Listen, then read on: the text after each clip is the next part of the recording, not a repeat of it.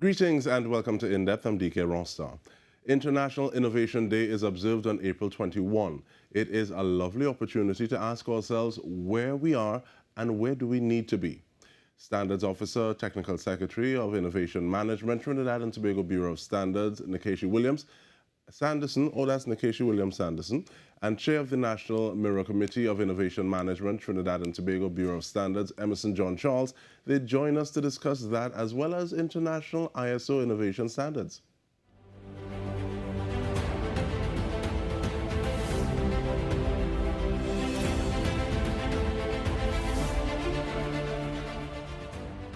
I want to thank you so much for making the time. But let's start off, please, because sometimes two people can use the same word and it means different things. Yes. So, for the purposes of this conversation, Mr. Emerson Charles, or John Charles rather, when we say creativity and innovation, what are you speaking about? I would say creativity and innovation are definitely linked, right? But there's a difference. And there are a lot of people who are creative and they create value, they're inventors. But when it goes into the line of innovation is when you're creating value for others. And others are willing to pay you for that value. And having a day to celebrate that or to observe that, Ms. Williams Sanderson, looking at World Creativity and Innovation Day, what is this about? What are some of the things you kind of focus on? Well, it's just a day where we acknowledge the persons in the creative and innovation sector, right? It is observed on the 21st of April. And for us at the Bureau, right, this is the first time that we are actually in the sector and celebrating with the other organizations on this day. I want to hear some about the celebrations, but even before that, talk to me a little bit about the Bureau and some of the work within the National Mirror Committee for Innovation Management. Thanks. Okay, so as it relates to the Trinidad and Tobago Bureau of Standards, our prime role is the development, promotion, and enforcement of standards, right? So we are responsible for national standards that relates to all goods except food, drugs, and cosmetics. So everything except food, drugs, and cosmetics, the Bureau is responsible for. So as it relates to innovation, we recently joined the International Standards, ISO, International Organization for Standardization Technical Committee for Innovation Management, which is ISO TC 279. And that committee is responsible for the development of international innovation management standards. So as we joined the committee, we established a National Mirror Committee. And a National Mirror Committee is basically a committee with local experts, one like Mr. John-Charles, and they come together and they have an opportunity to review the international standard before the standard is actually declared internationally. So it means that it allows our local experts to have an opportunity to actually form what the requirements are within the standard. And that level of influence, I think, is something that we should all be able to appreciate. Mr. John-Charles, you started off saying that creativity and innovation are linked. But how do you kind of move from one to the other? Like, I say that because in terms of naturally being creative, you might do something for yourself as opposed to saying, okay, well, possibly this is something that I can scale up, something that I can formalize. What are some of the things that go into moving from that one step to the other? Well, that's why I like the innovation standards, because it's definitely going through that whole process of, there are 5 generic innovation processes. Where you identify an opportunity, you develop a concept or prototype, you test it and you look to validate it, and then you develop the solution from that and then you deploy it, right? So from that there, it takes different ways of, sorry, No, and even that is something that I wanted to get as well, because sometimes it feels as though we can jump some of those steps, but sometimes it feels as though we can, I don't want to use the word over-innovate, but granny and auntie might be doing something to take care of a problem. Yes. But then we want to say, no, man, we want to get some machines and this had to be computerized and basically take a sledgehammer to kill a mosquito. Exactly. I think I like that way of looking at it from taking a sledgehammer, because many times people, they have an idea, they develop a concept, they say okay, and they immediately jump to look into deploy it, and they take and they expend a lot of resources to do so. But in reality, you're supposed to take it from the time you develop the concept, you are looking to test it, test the assumptions that you have behind it, and find ways of evidence. And that is something that you want to do on a small scale with limited resources and do in a very fast way. So that's why you hear people saying you test small, fail small, learn, and you go again. So while you're developing evidence that says this thing really could have some commercial potential, and when you have enough evidence, then you go and you spend the bigger money to launch the idea to the wider public. Everybody say we're just in a beta testing world right about now, people testing small. But if you had to describe us, would you describe us as a people as being creative or innovative?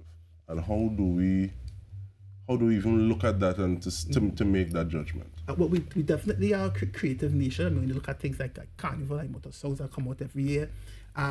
But for innovation, the answer is yes and no. And that's because when people ask a question like that, what is the type of innovation that they're speaking of, like transformative innovation that launches growth engines with new business model, new to the world products, or they're talking about disruptive innovation where you're using the latest technology and entering new markets. And we do have some examples of that in the country. Like we have Mr. Alwyn Wayne, who launched WePay, which is a digital payment platform, and he's going to Jamaica. He expanded to West Africa. He's in Ghana. He's in Latin America. He's in USA itself. But unfortunately, people like him are far and few between, because the evidence shows that if you look like the number of residents who register patents with the IP office, some years it is 1, sometimes it's 2. If you look over the last 10, 20 years, most times it's 0. If you look at how we rank on the Global Innovation Index, you go back every 5 years. In 2008, we were like 65th in the world. 5 years after 2013, we dropped to 86. 5 years after 2018, we dropped to 96. Last year, 2023, we dropped to 101. So there's even another index that we could look at. The Harvard has the Atlas Complexity Index. From 1995 to now, we see that, and that index measures the use of productive knowledge in creating complex products and industries that we export. There's a linear decline in terms of our innovation. The type of innovation that we really do a lot of, it's efficiency innovations, sustained innovations, incremental innovations. Those innovations create value.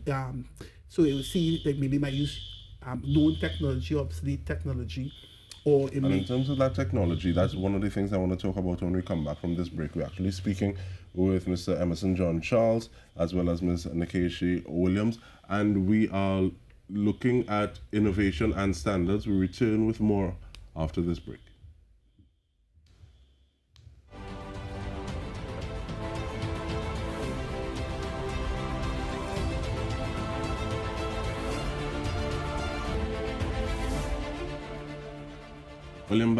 Welcome back. We're speaking about standards and innovation. We're doing so with Ms. Nkechi Williams Sanderson, as well as Mr. Emerson John-Charles. And just before we took the break, Mr. John-Charles, you were talking about yes and no with regard to, yes, we're creative, but when it comes to innovative, yes and no.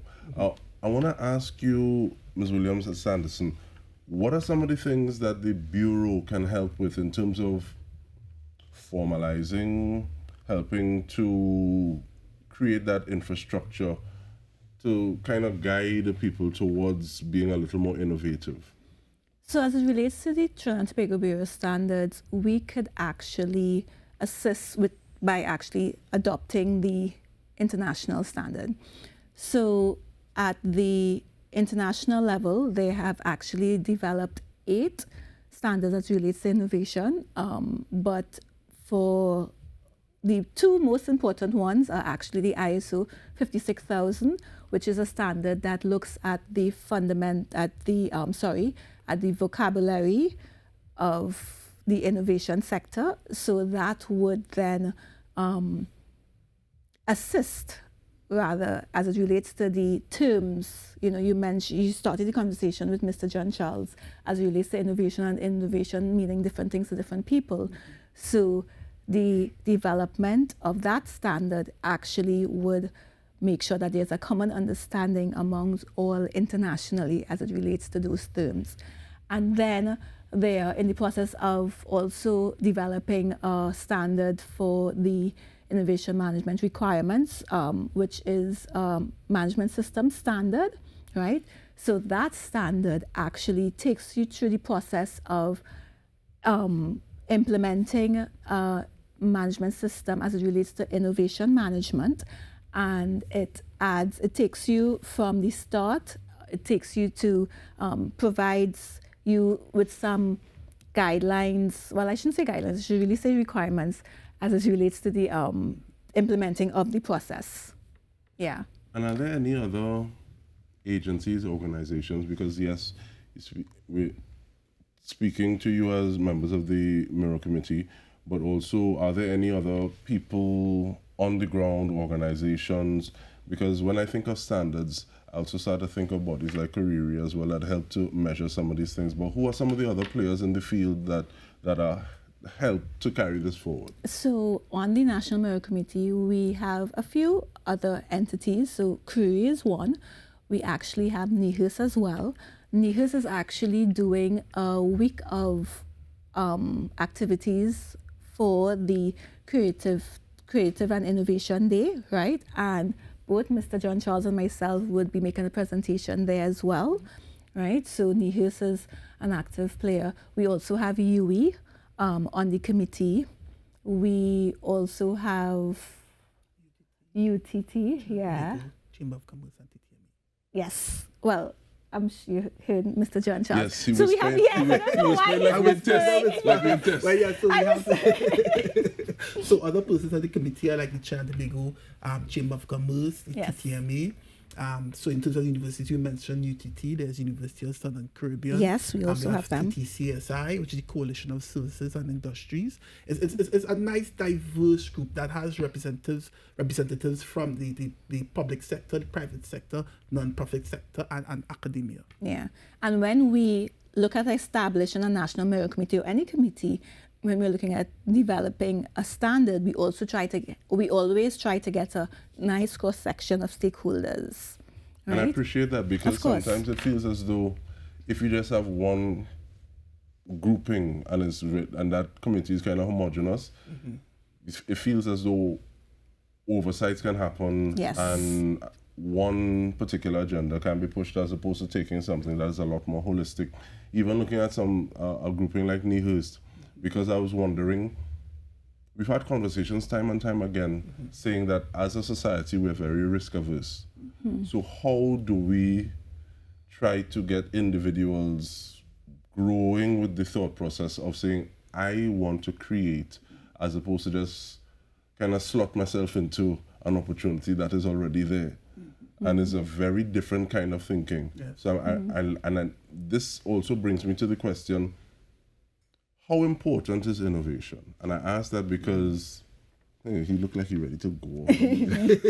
No, but in terms of, sometimes it feels as though there may be a great deal of resources, but there isn't that much innovation, so people are just there and existing, as opposed to economies that may be a little smaller in scale, but at the same time, they seem as though they're doing a little more with less.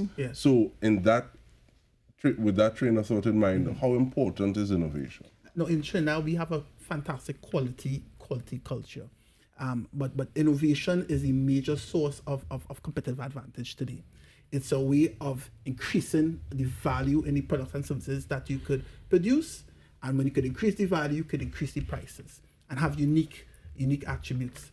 In other parts of the world, we like to mention like Singapore as an example. And Singapore in 1962 more or less had the same GDP as us. But if you look at Singapore, they really rode the wave of the third industrial revolution. And we're going through a fourth industrial revolution right now. And an industrial revolution are just rapid advances in science and technology that fundamentally changes the way we live, work, and play. And in the 1960s, when the third industrial revolution was started, you would say that the technologies were the internet and the computer. if I would ask you, what is the major technology everyone is talking about right now, they would say it's artificial intelligence. And that is one of the technologies of the fourth industrial revolution. And what makes this time different is that now there are 11 technologies, when before there were just 2 or 3. So it's nanotechnology, 3D printing, robotics. Watch an Iron Man movie, you will see the technologies there. But why that's important for us is that innovation with these technologies is a game changer. So these technologies are creating a lot of value already in the world. I mean, in 2018, there are United Nations reports that say that these technologies generated $350 billion in value. 2 years later, in 2020, it almost quadrupled to 1.1 trillion. So Trinidad and Tobago, this by the way, industrial revolution only started, or was officially announced in 2016. We could jump on the wave in these technologies and sort of ride these huge waves of growth. And that's what Singapore did. And by the way, Singapore is seven times smaller than Trinidad and Tobago. So they really are innovation driven and knowledge industry driven. And using that word driven, who drives this? Is it something that is a governmental approach? Is it something that is private sector? Because even looking at private sector, you'd see scale coming into play as well.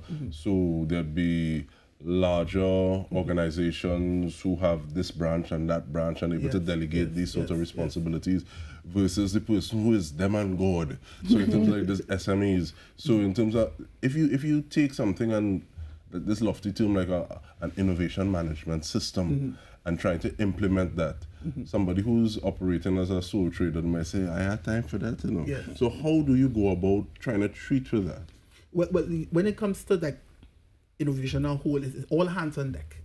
So from a Trinidad perspective, you want the universities doing research in these technologies. You want the government giving support to help coordinate, not to coordinate all the different players. And you definitely want the private sector to build their innovative capabilities using these ISO 56000 standards. And for the small player, the difference between a small player and like a large corporate organization that was implemented, the big players themselves, they could have someone doing it full time. They have an innovation vice president. I've seen that going on in Trinidad already, which is a great sign. But for the SME now, let's say they have a team of 5 people. That person will be managing, building an innovation management system part-time. They may not even have the title, and they themselves have to go through the same processes to set it up, but they definitely they wouldn't be able to take a little bit longer maybe, right? The SME themselves too, just in the training and development of their people will be much shorter because it's just maybe 5-6 people, whereas in the corporate sector it would be much larger. But the advantage that the small company has generally is that just by its very nature, they are more agile. They are more willing to experiment. So it's not the size of the dog that matters sometimes in innovation, it's the fight in the dog. And with that, and looking at size and looking at time, we don't have that much time. Ms. Williams Sanderson, you have the last word in terms of if people want to get more information about these sorts of things in terms of wanting to participate in helping to develop or influence some of these standards, or just getting information about innovation in general, how do they do that? Well, if you want to be part of the National Merit Committee, you can also always send an email to the Bureau of Standards. You could actually email me directly. My email address is nkechi.williams@ttbs.org, or an easier email address is ttbs@ttbs.com, and you can request to be part of the National Merit Committee, and we would review, make sure, because as I said, we want to make sure that the committee is balanced. So we try to ensure that we have a balance as it relates to stakeholders. And we will respond to you. And the thing about it, TTBS we're going to be celebrating 50 years actually in July. So this is the time when we are looking at really going into the new emerging areas. So innovation was one of the new emerging areas that was identified when we looked at our strategic plan.